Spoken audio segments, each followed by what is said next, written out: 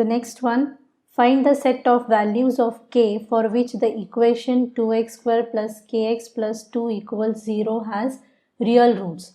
So now this question is related to real roots. Real roots meaning the discriminant value should be greater than or equal to 0. So let's write the quadratic equation first. We have 2x square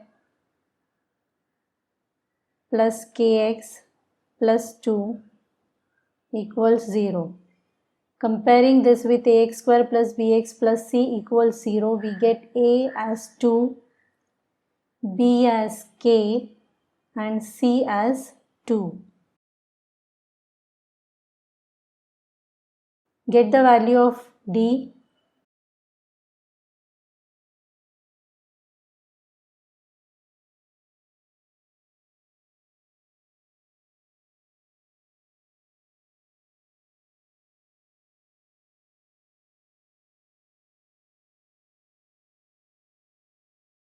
The value of d is k square minus 16.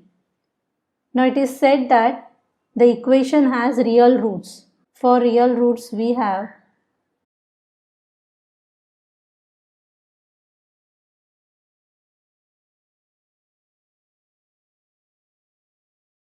d greater than or equal to 0. K square minus 16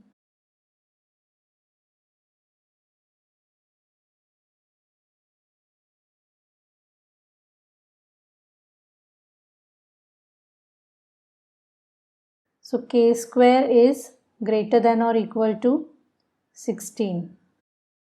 So we have k as greater than or equal to 4 or minus 4. Now we need to find the set of values. So the required set